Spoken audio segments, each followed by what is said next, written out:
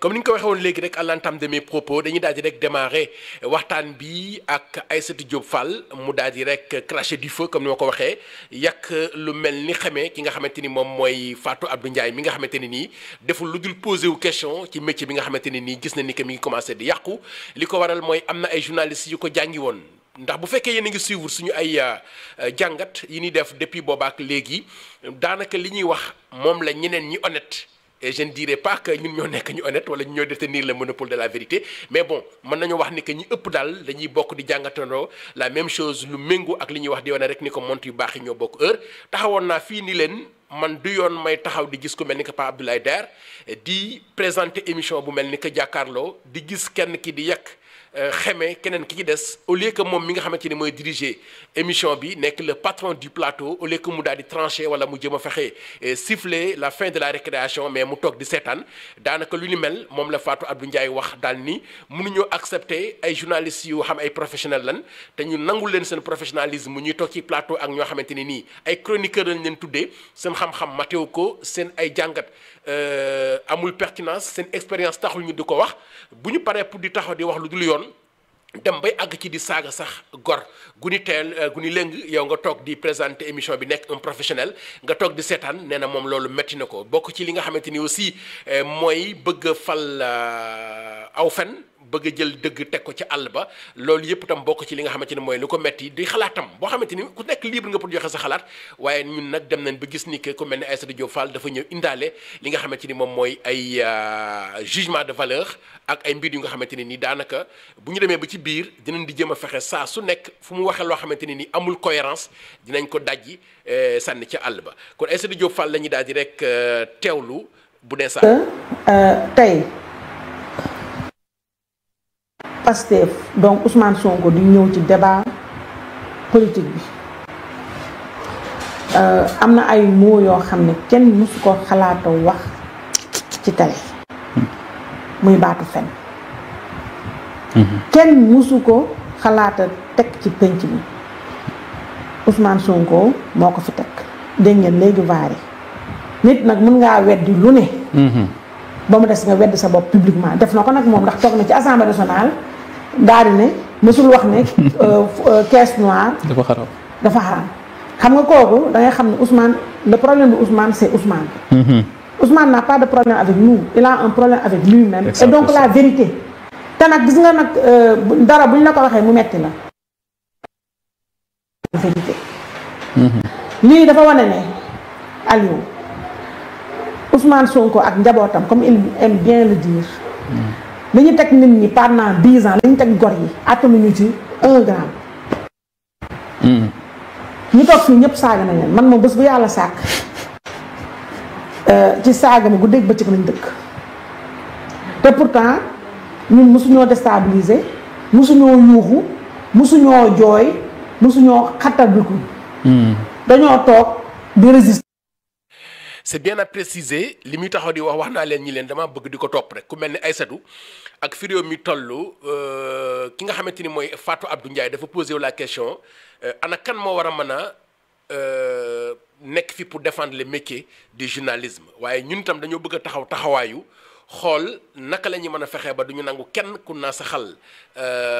maanaam kenn ku changer information bi dem ba toll ci ngay manipuler wala nga bëgg di nax la masse duñ ko nangu moo tax dañ koy topp benn par benn lu mu teg ñu dajji ko taxaw na ni Ousmane Sonko ci moom la xale yi xamee saaga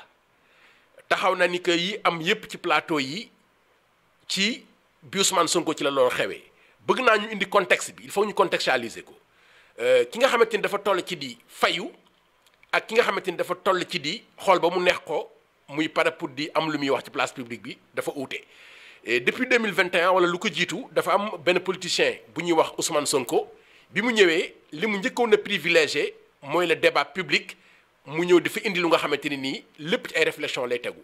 lépp ci ay questions yu muy posé la pour di jéem a wane ni que ay vrai opposant day gëstu indi xam-xam di ko teg ci table bi pour bëgg ñu rehausser le niveau du débat pour ñu di waxtaan def ay jàngat dem ba ci biir ci lu musul am nga daal di bind livre tuddee ko la solution daal ni voilà la solution que je propose pour que Sénégal mel ni mu war a mel demul ci loolu yàlla yamul ci loolu mi ngi ci plateau télé yi à chaque fois day def ay gëstu ñeel li nga xamante ni mooy suñu ressources yi ñu am pétrole beeg gaz beeg yu ni mel la ca gars yi xamul te ñii di ko def mu nekk ay luubal mu di ko génne di ko teg ci kaw table ji di leen woo nag ci débat pour ñu mën a waxtaan intellectuellement waaye autant ñu wuyu si ko ci débat bi objectivement dañoo dem ba commencé def ay jugement de valeur duñ ko wuyu ci la muy waxante ak ñoom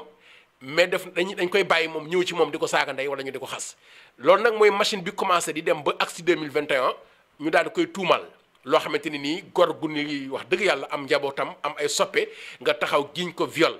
ba loolu amee nag am ñu taxaw nekk ay sénégalais daal ni du ñu seetaan injustice bu ni mel moom moo tax ñu pare pour di jël défense am soo xoolee sax li commencé indi affaire chroniqueur yu bari yi ak prise de position yi xaw a uute yi foofu la mbir mi commencé mooy am na benn sénégalais lambda boo xamante ni nii ñi ngi koy teg injustice yow tam nga taxaw ni man du ma nangu ñuy teg injustice doomu jàmbur tama nekk sénégalais nga ni xaaral ma jël samay argument yi ma am man tam pour défendre ko loolu nag moo indi sax guerre bi nga xamante ni moo am ci wàllu positionnement yi ñii féete fee ñii féete fee kon donc Aïssatou Diop Fall bu demee ba taxaw wax ni que saaga bu amee dañuy wax ni que y a pas de fumée sans feu waaw saxaar mosoo ko mën a gis te fekk na tàkk-tàkk amul bu Ousmane Sonko di réagir nekkul ni que dafa toog ba mu neex ko rek mu jóg di réagir mais c'est parce que dañ ko persécuter c'est parce que dañoo teg injustice ci moom di ko xas di ko calomnier di ko saaga di am ay nit yu ñuy fay ñu toog ci biir plateau yi di ko yàq xetame yamu ci loolu ak njabootam ña ngay dóor ña ngay tëj ña ngay rey lu mel noonu réaction boobu utiwul na ak ki nga xamante ni dafa toog ba mu neex ko rek mu taxaw di yëkkati li mu xam di ko wax te teg ko fenn amul objectivité wala da nga koy teg ci convaincre nit ñi te tegoo ko fenn mais moom bi mu commencé ay argument la indi livre la indi débat bu élevé la indi ba muy nekk sax député ñëpp xamoon nañ loolu ci moom kon donc kii fayu wala sax muy défendre boppam c'est parce que dañ ko persécuter bokkul ak ki nga xamante ne nii dafa ñëw taxaw def ko sciemment wala mu def ko exprès pour ni ñëw indi saaga wala mu indi leneen ci biir te moom ñëpp dégg nañ ko Ousmane Sonko mu taxaw wax ni képp kuy saaga àndul ak man képp kuy saaga bokkoo ci man képp kuy saaga man santuma la saaga ki taxaw wax loolu mu leer te dañuy wax ni que la foule est folle yàlla bind na ko ni mu ko bindee am ñu ko sopp ñu bare ñu nga xamante ni ñi ngi ànd ak moom ñii officialisé nañ ko mooy maanaam jënd nañ seen carte de membre nekk Pastef ñii ay sympathisants lañ ñi nga xam dañ koo bëgg tey déjà milité wu ñu ci biir parti bi mais ñooñu mënu leen a contrôler mu tombé ak jamono ji nga xamante ni réseaux sociaux yi ñi ngi fi ku ci nekk yore nga sa télévision ku ci nekk yore nga possibilité boo xamante ni nii di nga ci mën a sukkandiku pour mën a faire passer ton message léegi nag foule boobu nga xamante ni ñoom ñoo bari nopp ci gannaawam mënta maîtriser ñooñu ana kan moo mës a gis kenn ku jige Ousmane Sonko ci ses lieutenants wala ñi nga xamante ni ñoo nekk officiellement ci biir li nga xamante ni moom mooy Pastef nga leen di dégg ñuy taxaw di wax boo xamante ni dañ naan acam loolu musul am mais ñeneen ñiy taxaw di wax leneen li c'est parce que am na ku ñu sopp lool muy Ousmane Sonko ñu toog di gis ni ñi ngi koy teg lu dul yoon di toog di gis ni que mi ngi dund injustice ñu taxaw jël position dem ba toll ci yenn saa yi sax ñuy def ay dérives te loolu tam nañ koy mën a accepter dans la mesure où et parfois dina am nu ñu lay tegee pression wala dina am nooy sonne wala dina am nu ñu tegee injustice ci sa kaw parfois réaction wu bien que néewul ni que dañuy légitimer loolu saaga ak wax ju bon kenn du ko mën a accepter waaw man bokk personnellement du ma ko accepter mais dinaa mën a nangul nit ki nga xamante ni nii ñi ngi koy persécuter di teg injustice ci moom nga pare pour réagir pour se défendre donc défense boobu nag dina dem ba toll ci ñi nga xamante ni nii dinañ di wax yenn wax yi léegi wax yooyu ñu xam moom la ñoo ñu doon wax concerné wul Ousmane Sonko ndax moom wax na officiellement ni moom waxu ko te amul kenn ku muy sant wala nga bokk ci moom officiellement ngay def lu ni mel ñeneen ñi ko bëgg nag di réagir loolu nag sabar gu tas la su boobaa kenn ku nekk day joxe sa xalaat kon Aïssatou Diop Fall bu taxawee wax ni lii di am ci penc mi bu fi amee Ousmane Sonko la loolu lañ leen wax ni que amul te bu ñu demee ba ci biir dinañ gën a mën a confirmer que ni que li muy wax amul. jàkkaarloog ñoom. Ousmane moo indi fii ci débat public yi encore une fois saaga di encourager ay saagakat ndax encourager ay saagakat moo ñu nekkoon ci biti. doon saaga. Ousmane dana doon encourager ndax ki ni di mu constant. ñooñu moom la ñu doon défendre di saaga gor yi. di tuumaal gor yi di ko défendre. Assane Diouf ngi nii mi ngi prison. Assane kan la doon àndal Ousmane. ba mu ñëwee saaga Ousmane ci la ko dugal. ba mu dugalee Ousmane la ba mu dugalee Assane Diouf laa xam ne kii paniqué na jaxasoo na ndax li tubaab bi wax rek tu périras par là où tu as vaincu. Ousmane musul am projet boobu ay naxaate la léegi leer na. leer na ne projet boobu arnaque la woon escroquerie la woon y avait rien derrière ñi mu convaincre mooy ñu amul bopp ak ñoo xam ne am nañu bopp sax mais matériel la ñu topp ak carrière. soxna si li ngay wax danaka da nga jël 54% des Sénégalais nga insulté leen ndax nee na Ousmane Sonko li mu indi du projet li mu indi daanaka pratiquement ku am xel wala ku xelam màcc wala ku sax am xel sax suukar doo ànd ak ku mel ni Ousmane Sonko loolu la bëgg a wax te 54% yooyu noonu waxoo moom Ousmane Sonko mais takk ndeeram joxoñam ñoom ñoo pare pour jële fi ñi nga xamante ni ñoom nga àndaloon yow Aïssatou Diop Fall te nëbboo ko te fësal nga ko te am na luy war na findeel à chaque fois que ni que da nga am foo faroon fa nga faroon ak ña nga àndaloon ak seen dooleeg seen la ngeen munti am kii ngay wax ni amul projet moom moo pare pour ab takk ndeeram moo leen fi jëlee saaga nag bi nga saaga 54% yi yéen ñi internet yi moo xam ñi nekk YouTube moo xam ñi nekk TikTok kenn ku ci nekk pare nga pour fayul sa bopp ndax Aïssatou Diop Fall nee na képp ku ànd ak Ousmane Sonko mi nga xamante ni lim ñu proposé du projet kenn xamul lu mu doon daanaka sa xel mi neexul dañ ko teewlu. ndax kenn ku nekk si ñoom boo wéet ak ñoom mu jëw Ousmane. mais ce sont des carriéristes des pouvoiristes nga xam ne capable nañu simmee ko def yaramu neen bërëmu ci suuf si raamal la pour benn sagaru poste directeur. kon bu weesoo faible pourcentage Aliou bi nga xam ne. am nañu naïveté gëm Ousmane. parce que Ousmane dafa leen wax li ñu bëgg a dégg mooy ce sont des gens méchants naturellement des rats de la société nga xam ne réussir ñu dara. ñooy toog Aliou bokk yow koñ bokkaloo yow classe nga tekkiwuñu ñu iñaane la ne pourquoi toi et pas eux. Ousmane ñooñu la convaincre ñooñu la jël dajaleen ci biir Pastef. ba mu ñëwee voilà ba mu ñëwee ci pouvoir bi gis nga ñan la nommé. ay repris de justice. ñoo xam ne nii mosu ñu toog ci banc école bu ñu fa toogee tamit buñ toogee ci banc école midi 5 ñu dàq leen. ñoo xam ne nii dans leur pire cauchemar mosu ñu imaginer. tekk dara ci réew mi wala bay toog tey di présider à nos destinées te ñooñu tey ñoo nekk DG. ñoo nekk PCA ñoo nekk ay ministre fu ñu waxee nit ñi taf seen donc Ousmane ba mu ñëwee. moo fi créé tamit ay chroniqueur ñii ñu xas ñi tey ñoo tax mu teg fu ndax tey Ousmane boo gisee ba mu ñëwee. gis ngeen baal ma ku mel ne Aïssatou il faut ñu koy def benn par benn nee na Ousmane Sonko moo fi créé ay chroniqueur wax naa leen ni leen fàtte xaju fi il faut que ñu indi contexte bi mooy Ousmane Sonko bi muy doog a commencé en 2014 politique su fekkoon dafa ñëw daal di am ñu mu fay ñi leen dem leen ngeen di ma waxal su boobaa ñu mën a wax ni moo ko fi indi.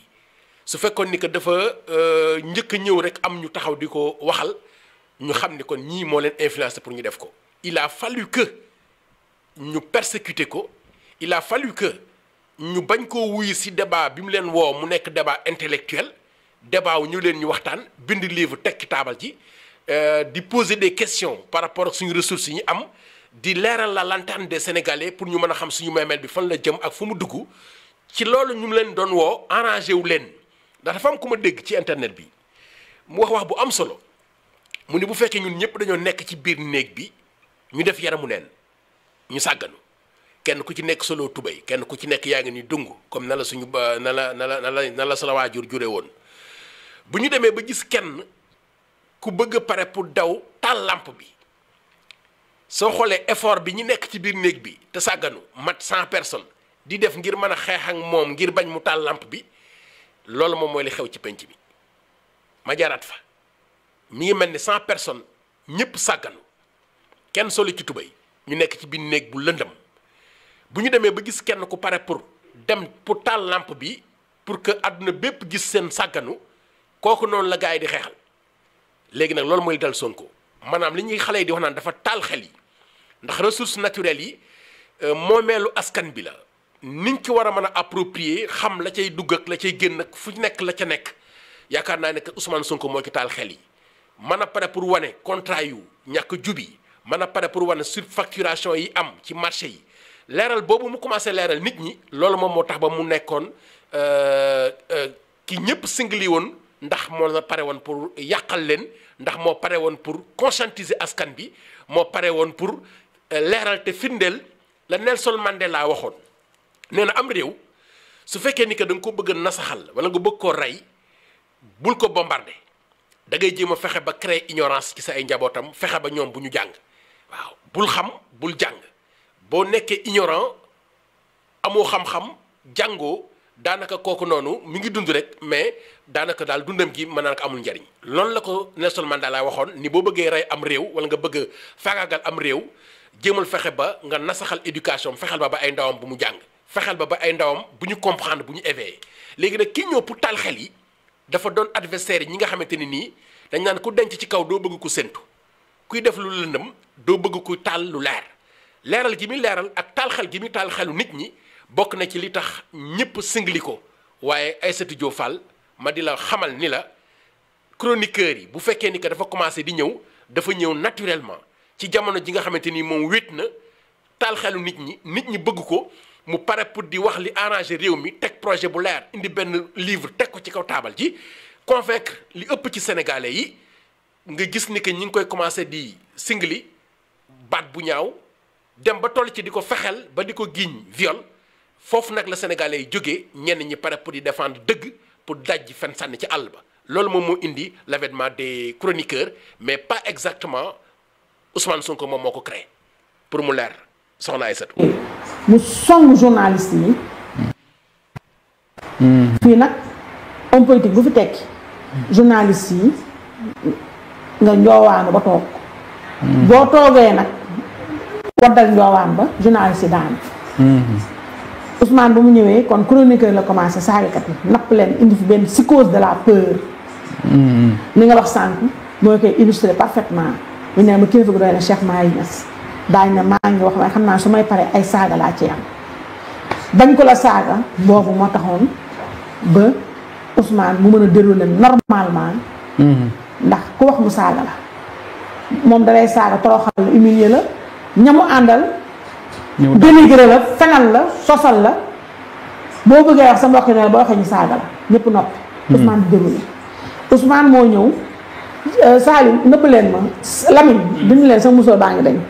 tey ma musóor baa connexion ñooy àndal dañ Saliou dindi leen nëbb leen ma ay waay Saliou yéex na nag donc jël leen sama voix bi rek mais bu leen ma wane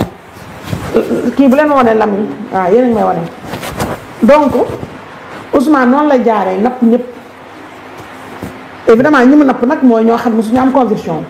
parce que nag ku am conviction gëm yàlla mais mënumaa imaginer nit di ragal nit ndax ku ragal nit rek dafa fekk sa gëm yàlla des ndax ki ñu war a ragal yàlla suñu borom bi la nit da nga koy respecté mais man fii laa gisee Sénégal ñu tàppet Ousmane Sonko ba léegi ñu tàppet googu mooy perdurer ñu tàppet ko baax na Saliou ñu tàppet ko ragal yàlla Ousmane Sonko muy déroulé donc Ousmane noonu la fi toogee mooy napp ñi ngi ci xel yor benn armée tuddee ko mafia kàcci kàcci ku wax ñu saaga la xàmmee ñu kilifa diine xàmmee ñu sosal la fenal la juge yi Aïssatou may ma tuuti nee na la nga amu ci journaliste yi ba nekk ci pouvoir bëgg a sonal journaliste yi waaw nee na taxawal benn mafia kàcc-kàcc pour que ñuy pare pour di taxaw di saaga gor ñi loolu tam dama koy dajji sànni ci àll ba ñëpp d'accord nañ ni Ousmane Sonko ak Bassirou Diomaye Faye ak ñi mu ànd ci seen coalition bi ba gagné réew mi bu fekkoon ni que dañ doon yaakaar ci journalistes yi dong kon duñ fi agsi ndax ñin jàkkaarloo woon am nañ xaalis te du ñëpp ñu la éthique ak déontologie nekk ci ñoom ba tax na daanaka pratiquement mën nañoo wax ni bëri na ci presse bi ñu nga xamante ni dañ leen doon wax ni daanaka dañ doon liggéey pour l'ancien régime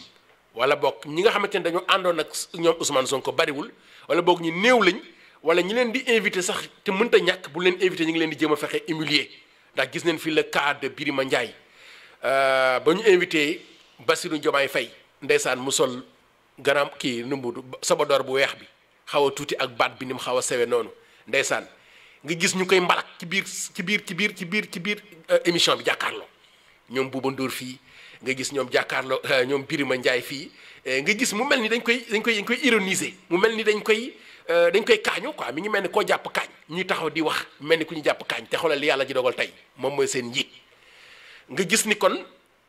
li mu taxaw wax ni Ousmane Sonko dafa langaamu ci journaliste yi ba am li mu am bëgg a pare pour di teg der loolu amul c'est parce que ñàkk am jàppale ci équilibre par rapport ak information ci presse loolu moom moo tax mu dem ni ko amul yaay nàmp maam dem ba taxawal mafia kàcc comme ni mu ko waxee internet bi ñëpp ko moom pare pour am nag force ak doole ndax nouvelle génération bi ñu ci bëri ñoom lañ àndal te jamonoy internet seen jamono la am nañ ci ay pexe pour gën a fexe pour di joxe ay message yoo xamante ni na muy porté sax télévision classique yi duñ ko mën a am kon cela veut dire que Aïssatou Diop Fall journalistes yi jàppalewuñu Ousmane Sonko ba pare boole ci aussi mafia boobu ngay wax noonu ñàkk pexe ci ñàkk am équilibre ci wàllu information par rapport ak nga leen ko waroon a joxe ci antenne bi amuñu ko moo tax ñu daw ci internet ba pare pour di défendre seen bopp ba agsi ci nguur gi pour nga bàyyi ci. la ñu ragalee maa ngi fàttali juge Mamadou Seck fii la génn ci dossier. ndax ay saaga. fii la ñu taxaw juge bu yor bépp magistrat bu yor dossier Ousmane Sonko ñu loqati sa photo famille. loqati sa adresse teg ko ci réseaux sociaux ak loqati say doom. menacé la xas la téetal la nga daw. terreur boobu. lañ yore woon Sénégal. loolu bu dul saaga lan la tous ces bien-pensants te gis naa journalistes yi ma gis ñuy wax nii yëpp ce sont des affaires yi Saliou nëbb leen sama kanam bi journalistes yi ko bee ma sonal journalistes yi ma gis ñuy wax ñëpp bàyyi ba tey courageusement Saliou Lamine dindi ma foofu ci écran bi courageusement ñoo xam ne ay tàppat yoo xam ne gis naa si ñoo koo xam ne dama ko respecté sama grand frère la du ma ci wax muy Johnson Mendy gis naa ko mu génn APIX la nekk on comprend bien pourquoi APIX la nekk Johnson APIX ba ma ko gënee dégg daa fa la nekk gis naa ko léegi yónnee nañu ma léegi benn kii bu mu def benn communiqué bu mu def benn contribution Johnson nga xam ne ci nguuru Macky Sall contribué wu 10 ans yi fi Ousmane Sonko ko def patt la def waxul bàyyi ba Ousmane Sonko toog mu ne xaaral ma jóg neexalaate am na koo xam ne nag donc du ma ko tudd damay junj rek ndax naa ko tudd te mais ma dama waxante ak jigéen ndaxte wax dëgg yàlla sama sœur la te on a de bonnes relations même si on se fréquente pas muy Fatou Abdou Ndiaye liir naa tey li mu bind gis naa waa Pastef yëpp di ko partagé malheureusement mais Fatou Abdou man duma ko tontu duma ci wax sama xalaat dama xam rek ne moom Fatou Abdou Thierno Alassane Sall nii keroog ba mu toogee ak moom Fatou loolu rek laa koy jox comme wax parce que. Thierno jox na ko leçon. waaw c'est une grande journaliste Fatou Abdou waaye xam nga journaliste moom lu muy kaasal boppam lu muy biir naa on m'a envoyé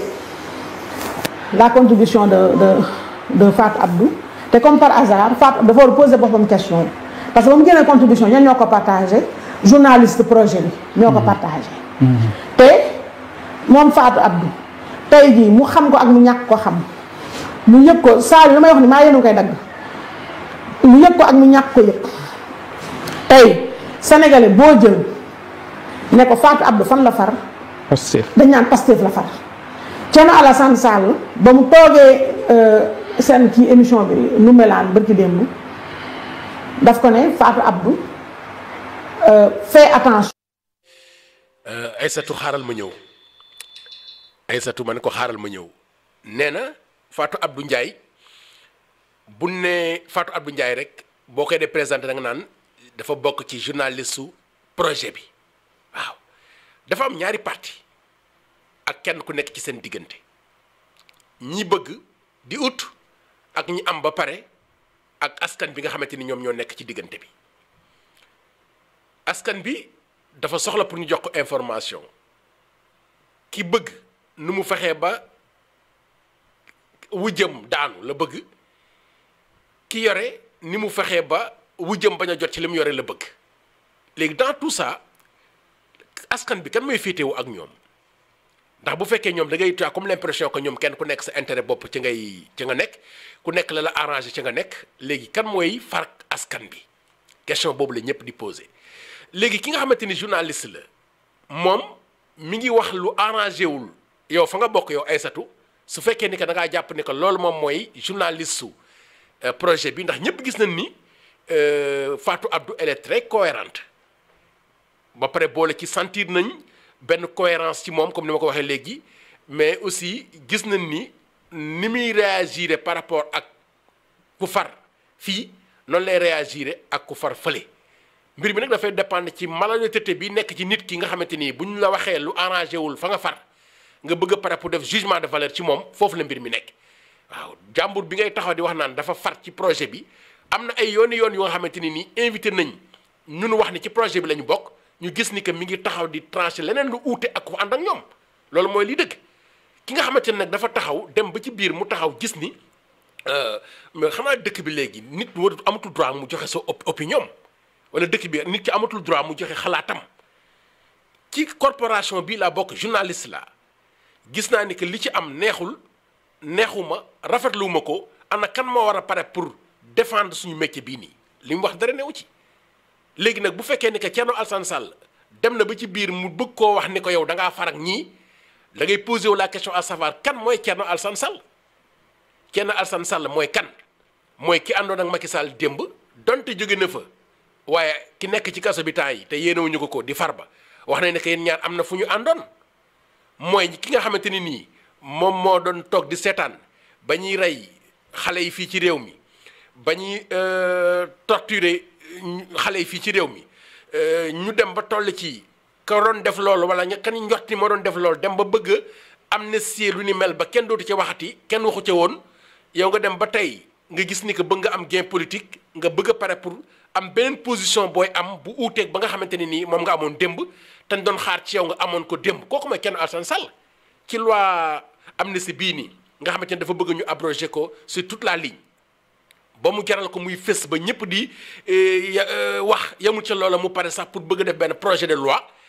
te moomu ci boppam ñu ngi doon xaar ci moom loolu jamono ji ko Macky Sall ak ñam àndal bëggee voté di loi amnistie bi mu paroon pour opposé wu ci jamono jooju opposé wu ci woon wala boog bu ci opposé woon defu ko woon ak violence defu ko woon ak engagement bi nga xamante ni moom la am tey ci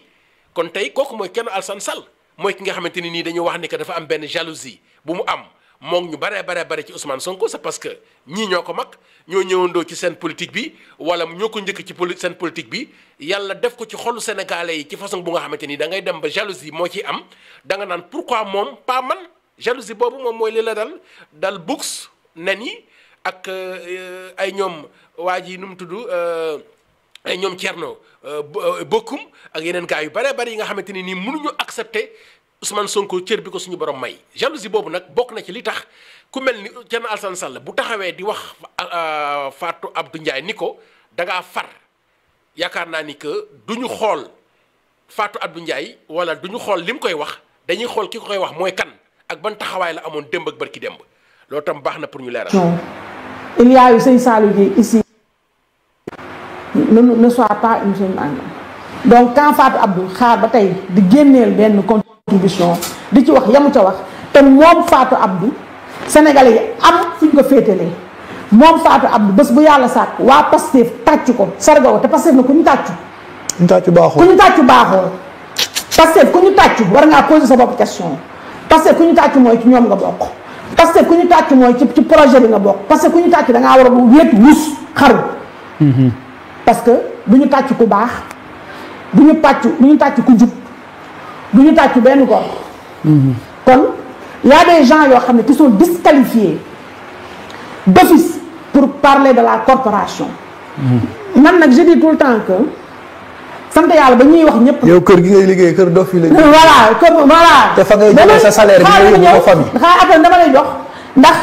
tey jii moom Fatou Abdou fii la toogoon 10 ans yu Ousmane Sonko nekk ci opposition bi Fatou Abdou toog Sen TV dama koy tudd nommément ndax dafa jël bindam sànni ko xaw a rajaxee coopération bi ma gis faux journaliste passé di ko tasaare kooku duñ ko bàyyi mu jàll ndax Fatou Abdou école bu mu génnee maa ko fi jiitu muy sësti may doyen di magam naa jaar na fa. Johnson Meng mii ma gis mu bind Johnson Meng mii ma gis mu bind ceci la nekkoon te professionnel la duggee ma xam ko bu baax muy sama mag nga xamante waaye ñoom ñaar ñooñu ñëpp xam nañ ne maa la gën a nekk escalité pour en parler donc xamal la ngay wax te bul tontu moo tax bu doon keneen moo wax danaa waxee neneen mais comme dafa génn wax waa parce que du ci kontaan damay génn tontul corporation bi nga xam ne ni waxuñu donc moom Fatou Abdou fii la toog nekk fii ci espace public bi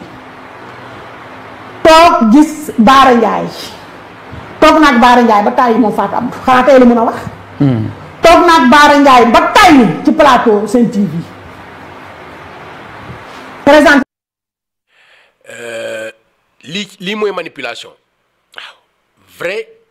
manipulation mooy li Aïssatou Diop Fall nekk di def nii ndax nee na ni muy waxee pour ku comprendre wala ngay dogaa yam ci scène bi da ngay yaakaar ni Fatou Abdou Ndiaye dafa wax ni journaliste bu jàngi woon CESTI wërta toog ak chroniqueur te pourtant Fatou Abdou Ndiaye waxul loolu de cri de cœur bi wala li mu bind dafa wax ni naka la ñu war a mën a privilégier ñi jàngi woon te am ay diplôme ay chroniqueur yoo xamante ni daanaka pratiquement ñoom Abdou Nguer la ak ñoom Awadji Diallo naka la ñu mën a privilégier ñooñu ci kaw ñi nga xamante ni ñoo jàngi woon métier bi ba dem ba toll ci exemple ni mu waxee dafa mel ni que dafa wax en filigrane mais mën nañoo comprendre li mu bëgg a wax un journaliste professionnel sorti CESTI génn CESTI comme Pape Abdoulaye Der di présenter émission bu mel ni jàkkaarloo chroniqueur bu ñuy wax Badara Gadiaga mi ñuy wax ni amul BFM donte BFM beeg yooyu sax c'est pas important mais contenu bi rek moo gën a am solo taxaw di yàq lu ni mel ni xamee un député boo xamante ni nii ndaw réew mi la ndaw waa réew mi la ba pare bokk ci bureau bi ba pare aussi nekk kilifa ci benn parti yow nga nekk journaliste boo xamante ni nii xam nga lan mooy éthique xam nga lan mooy déontologie xam nga lan mooy responsabilité avant ngay am éthique ak déontologie dafa war a am responsabilité moo war a doon soubassement bi waaw base bi mooy responsabilité bi nga xamante ni moom la Pape Abdoulaye Der ma jàngi woon génn CESTI am war a mën a pare pour di diriger une émission bu toll ni jàkkaarloo nga pare pour di gis kenn kuy wax lu dul yoon wala lu rafetul loo xamante ni ñëpp ñaawlu nañ ko yow nga taxaw mel ni kuy seetaan lu ni mel lay wax le fait que mu toog di seetaan wala exemple bu mel noonu loolu la Fatou Abdou Ndiaye di mettitlu mais pas le fait que ñuy accepter di toogandoo ak ñu nga xamante ni nii c'est des chroniqueurs bu mel ni Cheikh Bara Ndiaye comme ni mu ko tuddee wala peut-être keneen ak keneen ak keneen am na ñu nga xamante ni génnuñu CESTI mais seeni analyse laay gën di nangoo déglu que ñoom Aïssatou Diop Fall ñii ku mel ni Sa Ndiogou fee bu munti am bala maa kontaan damaa dem Solution TV ma déglu ko xool lam ci jàngat vécu bi mate na ko expérience bi mate na ko teey bi mate na ko mais da ngay sentir objectivité ci biir la muy waxee bien que mën ngaa bañ a far ak moom wala mu wax li muy wax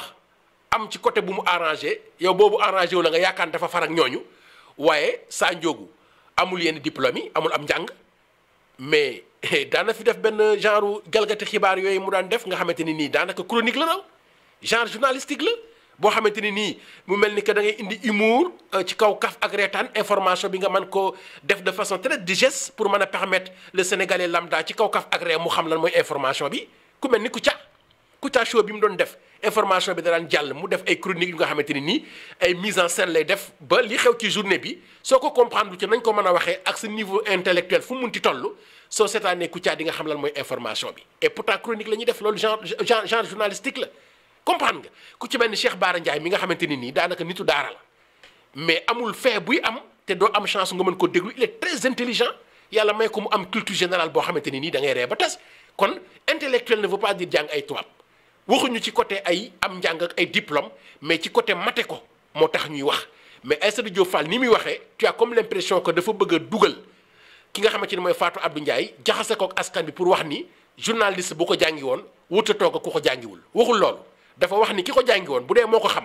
am na responsabilité bu nga xamante ni bu toogee ki nga xamante ni chroniqueur la suy wax lu dul yoon nga war a mën a pare pour recadrer ko loolu moom moo tax muy jooy ba tax ni ana kan ma war a pare pour défendre suñu métier bi ñu am di métier au journalisme dafa tabax ñu daaj. def na fi nu mel ak Baara Ndiaye toog def na fi émission ba tàyyi Baara Ndiaye toog. lu tax li mu bind tey bind ko woon booba. toog na fii di gis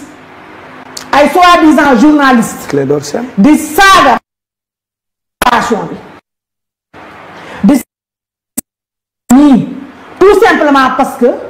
ànduma ak idéologie Pastef mu ni pat toog na ci plateau moom Fatou Abdou tey la mun a wax ndax ñi ngi saaga ñi ngi tontu Ousmane Sonko waaye moom Fatou Abdou ñoom Baara Ndiaye di saaga Macky Sall mu ni pat noppi li muy xasee journaliste léegi naan journaliste dañuy toog di toog ak ay chroniqueur présentateur dañuy toog ak ay chroniqueur yoo xam ne dañ leen di bàyyi ñuy xas Ousmane Sonko tey la mën a défendre xam nga parce que boo xoolee boo lire en filigrane li mu bind Ousmane Sonko lay défendre di xas ay nawle journaliste am. Ablaye Der moom muy xas TFM NM la sisti moom li muy xas tey 10 ans ni mu toog ne pat. di toog ci plateau ñuy tagg Ousmane Sonko ay nawle journaliste yi tagg Ousmane Sonko mu ni pat di xarab Macky Sall mu ni pat noppi. moom Bougane Gueye Dany bu koy fay weer mu ni pat Ousmane Sonko fii la génn xas Bougane Gueye Dany saaga Bougane Gueye Dany opposant sakame émission ba muy toog ñu koy woo waa ñoom Ousmane Sonko. ki muy wax di Bougane Gueye ci terrain bi nga xamante ni ci la Ousmane Sonko di waxee ak moom ci terrain politique la c'était pas l'entrepreneur c'était pas le journaliste moo doon jël position mais c'était l'homme politique te ay question politique la taxawaay politique la amoon moo tax Ousmane Sonko doon ko tontu politiquement et pourquoi mu koy défendre nga jël ma ci sa média ma di la liggéeyal nga di ma fay ne veut pas dire que damay pare pour di la xalamal wala damay pare pour nekk sa avocat wala ma nekk sa géwël wala ma nekk koo xamante ne non dëgg ngay défendre terrain politique bi la woon lépp lu Bougane Gueye dégg jóge ci Ousmane Sonko c'est parce que tout simplement Bougane Gueye mayu ko woon dara moo doon taxaw fii lu ne la ko yàq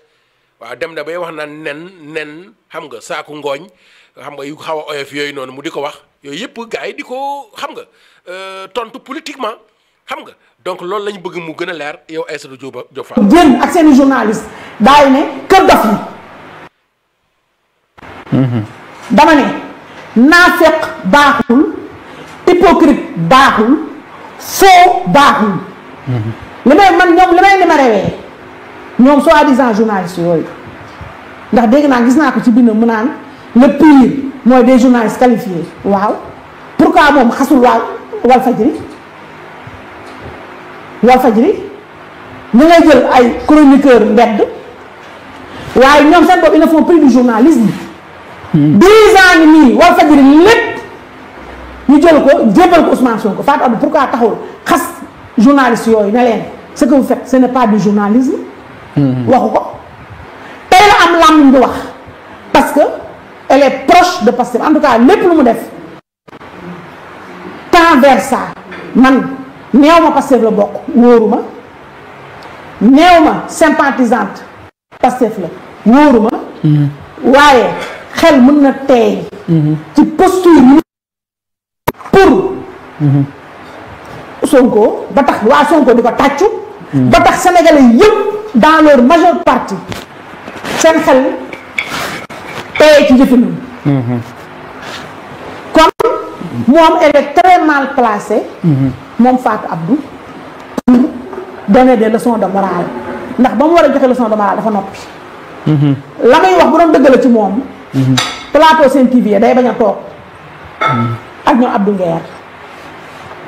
moom plateau Sen TV kon Ahmed Aïdara collègue day bañ a toog kon ak ñoo xam ne dañuy tagg Ousmane loolu day firndeel li ma doon wax léegi rek kon cela veut dire que moom du moom mooy choisir ñi muy toogal ak ñi mu dul toogal agent la dañ ko bind di ko fay buñ ko jegee ci émission ña nga xamante ne ñoo ko fa teg am nañ droit ñoom itam invité keneen pour mu ñëw moom c'est pas elle moom mooy définir kan ak kan la war a toogal kon cela veut dire que moom waxul ni toog ak chroniqueur dafa doon ayib wala dafa doon loo xamante ne ni lu warut a nekk la waxul loolu dafa wax ni naka nga mën a tooge ak kooku ñu di ko privilégié ci kaw ki nga xamante ni moo ko jàngi woon wala yow mi ko jàngi woon naka nga war a mën a pare pour toog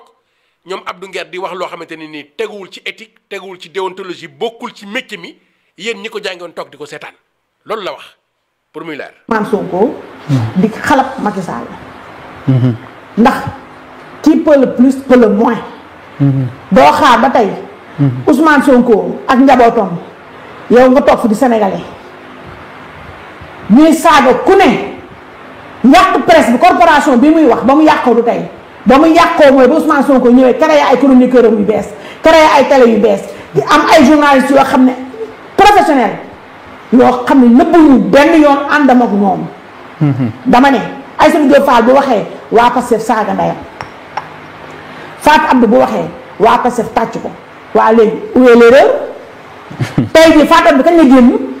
ba Ousmane Sonko génnelee communiqué di saaga Badara Gadiaga te Badara Gadiaga saagawul dafa fayu Amadou Ba moo ko songu mu fayu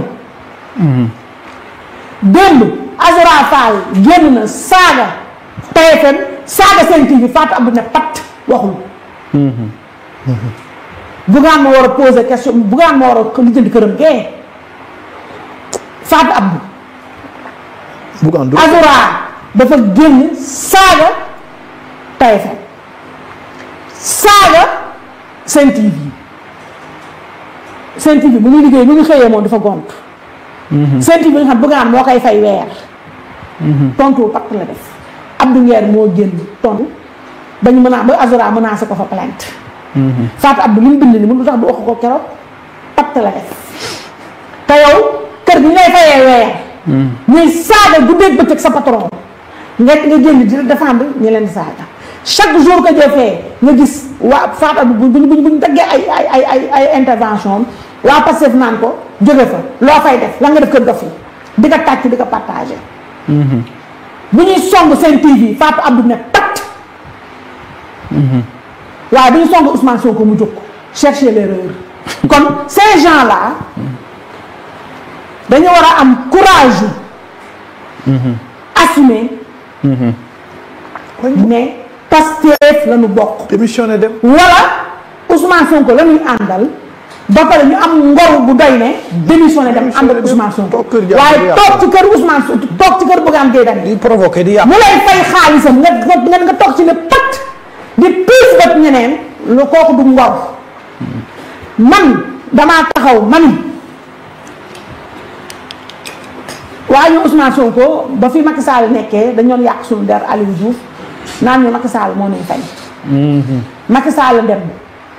Aïssatou Diop Fall ba tey mi ngi fi du song Ousmane Sonko di song Macky Sall xam nga déggatoo ñu ne Macky Sall moo may fay man kenn mënul taxaw ne ànduma ak kenn te am naa droit nag ma ni ànduma ak kenn waaye am naa droit ne te loolu Sénégal yi d'accord nañ ci ne Macky Sall jëm téeméer junni yoon Ousmane Sonko moom nag.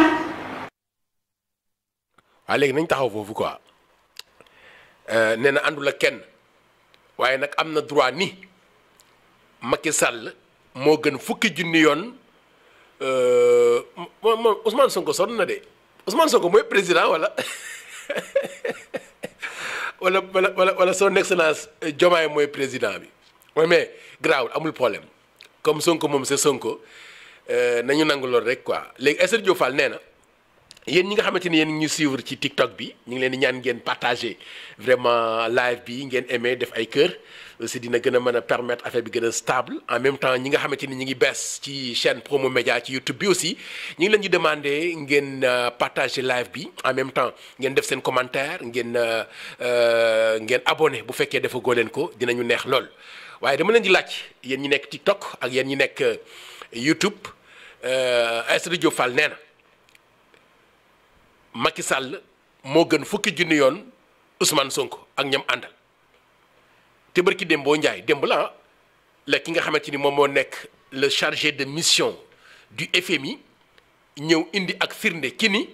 lu tolloo ak 7 milliards de dollars yoo xamante ni Macky Sall mi mu wax ni moo gën leboon na ko di ko nëbb ci turu Sénégal te bor boobu ba léegi nii fii ba ay at ci kanam ñun ñoo ko fas yéenee fay. dama leen di laaj tam ba léegi Aïssatou Diop Fall nee na Macky Sall moo gën Sonko ak ñi fi bees ñi fi nekk te ci histoire politique u Sénégal ñaata nit ñoo ñàkk seen bakkan ci régime mu Macky Sall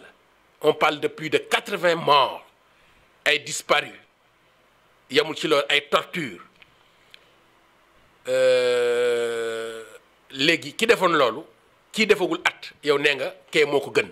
léegi yow yaay kan question bi moom néewul di posé wu Sonko mooy kan wala Macky mooy kan Diomaye mooy kan mais Aïssatou Diop Fall mi wax ni sénégalaise la te bëgg na réew mi donte am na droit ku ko neex mu faral ko waaye nee na moom néewul ci parparloo waaye moom ci xalaatam nee na te nangul kooku nag wax dëgg yàlla waaye léegi dama leen di poser la question ndax yéen d'accord ngeen ci li mu waxam déet nee na Macky Sall moo gën fukki junni yoon Ousmane Sonko ak Diomaye ak ñamu àndal. Cour des comptes ginnaaw ba ñu defee rapport bi ci Covid 19 bi nga xamante ni dañoo téewoon 1000 milliards ñu téye sénégalais yi cotisé yenn bailleurs yi joxe seen participation moom tolloog 1000 milliards ñu mayoon ko responsabilité wu def ci la neex ndax situation de crise la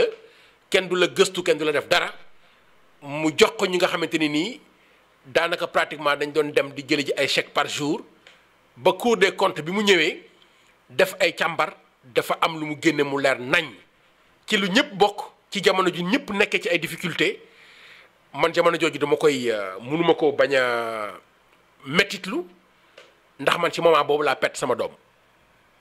mon propre fils aîné qui avait 13 ans feebar hospitalisation bi bien que du Covid bi mais ci situation boobu nga xamante ni ci la ñu nekkoon ba pour que am keneen am beneen feebar sax dem ci hôpital ñu mën laa faj normalement sax jafe woon ñi nga xamante ni nag ñoo ñu jiite woon ci jamono jooju alal jooju ñu waroon a def ci hôpitaux yi oxygène am na ñu nga xamante ni ñàkk nañ seen bakkan ndax looloo ko ñàkk ndax loolu oxygène bu manqué ci ay hôpital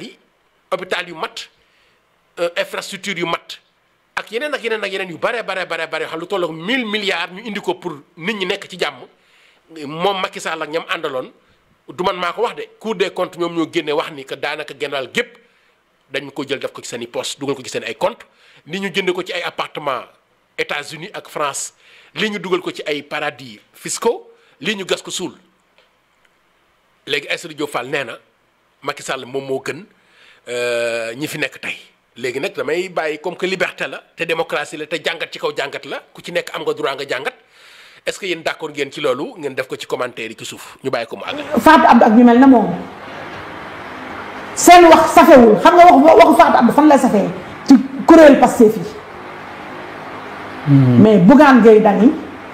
moo war a àggali raxas këram parce que ay journalistes toog foofu